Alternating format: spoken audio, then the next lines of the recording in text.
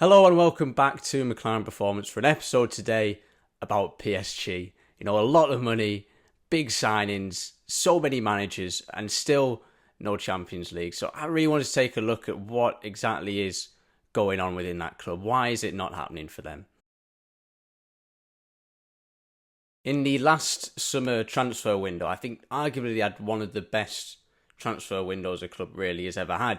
You know, signing Donnarumma, Hakimi, Wijnaldum, Ramos and Messi on a free as well. And understandably because of that, that season especially, they were favourites for the Champions League, but didn't even get to the quarter-finals. Of course, within the French league, they're absolutely smashing it nearly every season, because in comparison to every team in that league, they're absolutely miles apart. But that's understandable, that's what they expect. What they've always ultimately wanted is the Champions League, and it's something they've not quite reached, or haven't reached at all, since being bought 10, 12 years ago now. I actually had to look this up. Before they were bought in 2011, they were actually a team often facing relegation, having quite a few troubles with ownership and other things as well, until they were bought by Qatar Sports Investment and then became one of the biggest clubs in the world. And at that time, in 2011, the club president pledged to form a team that was capable of winning the Champions League. And obviously, fast forward now 10, 11 years, that's definitely not been the case. It's interesting looking at the transfer windows they had around that time, and just the season before, spending only £8.1 million in terms of transfers, and then the season after that, then having been bought, they spent 96.39 million, an absolute difference from what they were doing before. And with that, an incredible jump in their prospects. Looking at it closely, that transfer window back then, they actually spent money on 11 new players. It's not surprising because of that. They then went on to win the French league. All these seasons after that, the spending of PSG was pretty much the same, around about that 100 million mark, nearly every year. Of course, they had those notable signings as well, with Neymar spending almost 200 million for that player, and Mbappé as well, having him on loan at first, but then signing him for 162 million. Mbappé we'll get onto a bit more later as well. That's quite interesting. But it's quite interesting to look at that in contrast to Man City. Man City until 2014, 2015 didn't spend more than, I think, 38 million.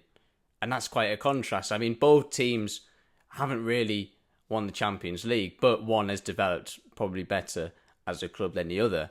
And it's quite interesting to see how held back they were in spending so much money. I think looking at it, it wasn't until De Bruyne, until they signed him, that they spent more than that. And you've seen how that's gone on to develop over the past few years. So they've probably been a bit more intelligent with their signings, more so than PSG have. And they haven't certainly broken that 100 million mark, only to sign Jack Grealish most recently. But obviously signing him to more develop within the team and look at him as a long-term prospect. With PSG, it seems to be a much more spend money right now for a short-term impact that ultimately never really comes, and they never quite really win that Champions League. But overall, with regards to their spending, I think this information is from around February 2022.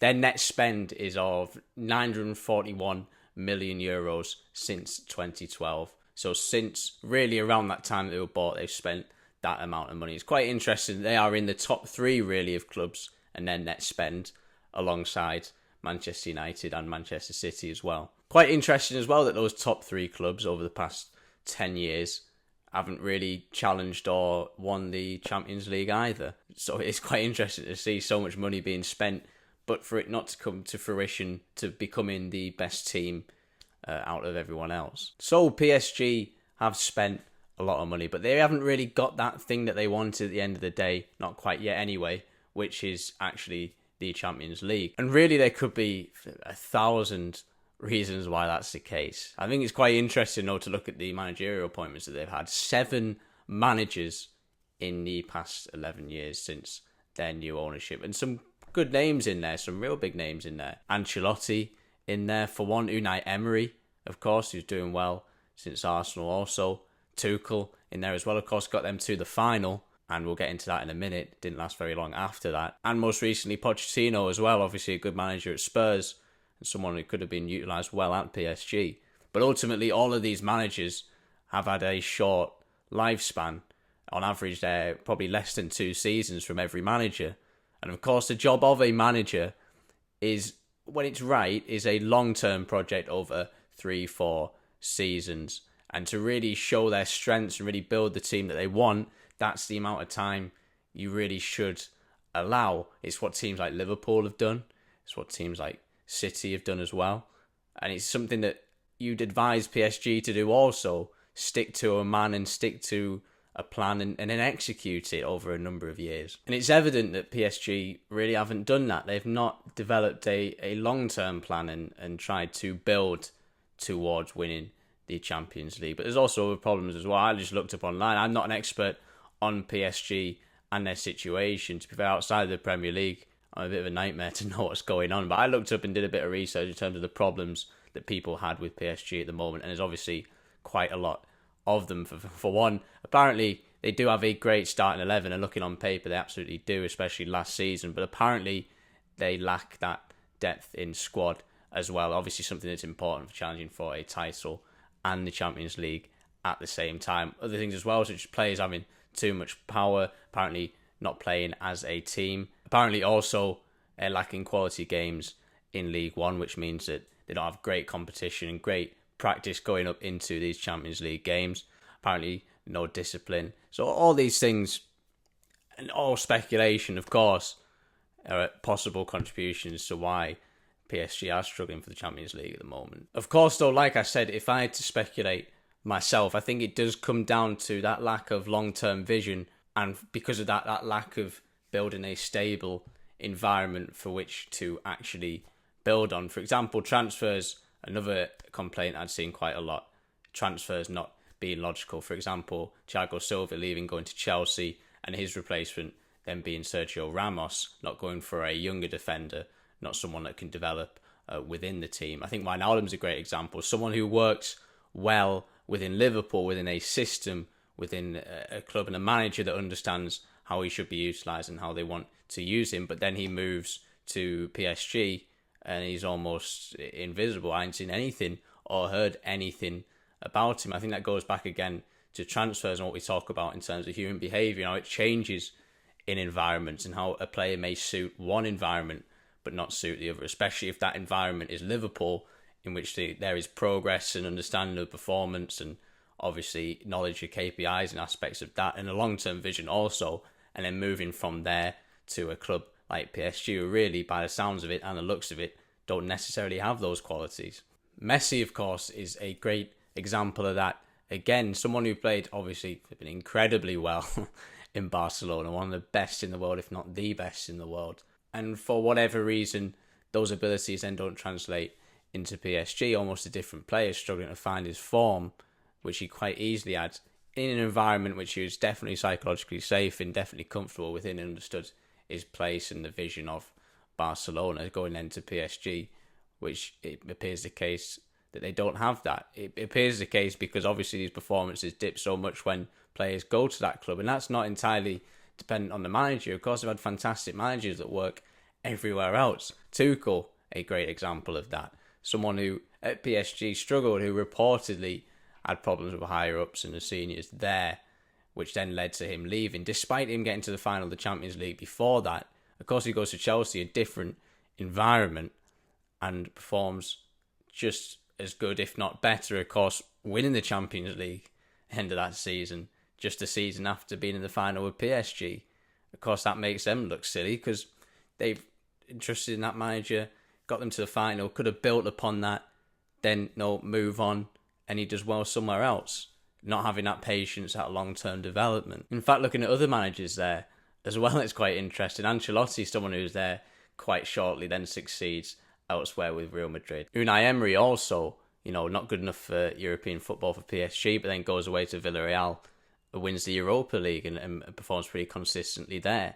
So you see that managers who are good at going into this environment are getting chewed up and spit out and not really being utilised properly over the long term. So as always, you end up looking at not the players, not the manager, but the higher ups, the people that run the club. You look at them for the long term development of the team, and you can see from the long term development of PSG that there are obviously problems within that. I was reading an article, I think it was in The Guardian, with a good statement, and I'll read it. They indulge in buying the latest shiny thing without the support of a cogent sporting strategy. And I think that's quite true of the higher ups. And I think that is quite true and reflects the situation of Mbappé at the moment. So recently there was the drama of whether Mbappé was going to stay at PSG or whether he was going to move to Real Madrid. In a traditional sense, it was always the case that a big player like that outside of the Spanish league would always move to either a Real Madrid or a Barcelona. And it's strange to see that now the landscape is shifting quite a lot with regards to Haaland going to Man City and Mbappe staying at PSG. But it's quite an interesting situation because these clubs are throwing money at the players, also throwing much more than that. So, of course, Mbappe stays on at PSG and agrees to do so after some time. Within that, he then earns around £1 million a week. Reportedly, that is, because I don't think any of this has been officially disclosed. And reportedly as well, a signing on bonus of £127 million, which is quite a lot of money. And within the contract, supposedly, there is, or not within the contract, but possibly what has been suggested to the player, is that he is allowed, or is being allowed, a lot of control over decisions of staff, of players, of coaches, of managers, and a lot of decisions with regards to the future of the club. Now, I think I'm right that Mbappe came out and denied having any sort of control, but it's quite a strange situation to be in where a player has to deny that he has entire control over a club. That's not a good position to be in. As well as that, though, a few hours after Mbappe signed again for PSG, they then sacked the sporting director. Coincidentally, the sporting director being replaced with a friend of Mbappe. So make of that what you will. There's no official statement or readings or whatever with regards to the control that Mbappe has, but it's quite evident to see that, especially with that amount of money as well, there will always be that amount of control also when a club is solely dependent on one person, that one person being a player. I also talk a lot about the hierarchical structure of clubs and teams and how important that is for the function of a team and ultimately a team winning and performing consistently. And when I look at PSG, it's an unbelievable example, really, of getting that completely backwards. Someone within the pecking order of a club, a player, is essentially below the coaches, below the manager, below the higher ups of the club, below the owner. But in terms of PSG at the moment, it seems they've gone completely backwards on that. Someone who is both technically within the structure of things at the bottom of the pecking order, but also at the same time at the top. So really can't quite identify with the players that he's playing with and can't quite be as close as them. But also kind of sort of identifying with the people at the top also, but also not identifying with them because, of course, he's a player holding so much social influence as well. So regards to the actual functioning of the club, the steps and the decisions being taken, it's confusing. And that's not really a question of Mbappe's character or what he's like, whether he's a good or a bad person. As always, don't know anything about the player, but it's just the situation itself, the fact that the player has the ability, it is possible for that player to make decisions and make choices for the club. They may even possibly be the right decisions. You know, maybe this sporting director who comes in is really good, but in the long term, that causes a lot of problems. It should never be a question of if a player has power or relinquishes power or allows other people to make decisions. It should just never, ever be within the player's control. But that is quite hard to control these days. And like I said, how things are changing with regards to the Spanish League and how they now can't afford players, more so that City, Premier League clubs, PSG, they can now throw so much money at these players and get them to perform. But just like we talked about before, those top three clubs, their net spend being so high, that hasn't necessarily translated to success in the Champions League. With regards to Real Madrid and other clubs like that, they have continued to be successful in the Champions League, along with Liverpool also, teams that are more so with a history of winning the Champions League, but also have that structure in place and that belief in place also to do it. Things psychological that outweigh so much more the monetary and they're spending the money on players, things we talked about before with big transfers, and why I don't rate them so much and why I don't think they should be prioritised over the process. I think Man City, PSG are an example of that. The money is it's so surface level, really. You see other clubs with belief, narrative, vision, such as Real Madrid, that actually achieve these things. And just look at the Mbappé situation in contrast to, say, Liverpool re-signing Salah there. They took so long to make that decision, all keeping in mind their wage structure and their process of how they do things. They weren't in a position where they thought, right, we're going to throw loads of money at Mo Salah and keep him here. Ultimately, they made that choice where I believe Salah is now the highest paid player at Liverpool, and we'll see in the future whether that is something that works out. But the fact that they have kept it within a structure and worked things out and not gone crazy over allowing Salah to have certain decisions and aspects like that, it speaks to why they have been more successful in the Champions League, say, than PSG have over the past 10, 15 years. I think the difference goes back to what the club president at the time said with regards to wanting to win the Champions League. He said he wanted to form a team to win the Champions League. I look at that statement and I think they wanted to, and they still do, they just want to win the Champions League. They just want to win it once, and that's the achievement. They've done that. And I don't think the plan is so much long term as to. I would prefer a target to be, we want to build a team that is consistently competing for the Champions League, consistently in that position to win it, more so than this team needs to win the Champions League now. If we bring these players together, if we have Mbappé and Neymar and Messi up front also, then we'll win the Champions League. I don't think that's the right mentality to have, the right long-term process to have. Let's sign players and build and grow a team that would then be consistently performing for the Champions League. And talking about Liverpool again, that is a perfect example. That's exactly what they've done. Got the manager in Jurgen Klopp. They've stuck with that manager. They've stuck with that process. They've signed players, not massively expensive players, but ones that have developed and grown within a system that Jurgen Klopp has developed. And then from that, they constantly have a team now that is competing for the Premier League and the Champions League against all these teams that are spending so much more than them. But obviously they haven't been sticking with a manager, most recently Pochettino leaving as well. And what they've been left with is a new manager, and I've got his name here. I'm sorry if I don't pronounce it right. Christophe Galtier, I think that's it. Not a manager that I know, but having researched, it's quite an interesting appointment. Someone who's experienced long-term management. He's been at Saint Etienne for 8 years.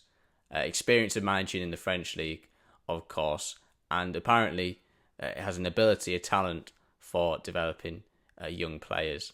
So that's quite interesting appointment, and it sounds like a manager that you could really build something around and stick to that long-term process. But again, with that Mbappé situation and decisions that are being made with regards to signing of players and how much power players should actually have, how difficult is it going to be for this new manager to consistently implement a plan into the team without maybe disagreeing with an Mbappé, a decision going over his head, and him ultimately not being there? So it's not just the appointment of the manager, it's every aspect of the club needs to be engaged in a long-term vision, a long-term process, and there needs to be a hierarchy within that also, not a backwards one, because if things go wrong or players don't like a certain thing, then it's reset all over again.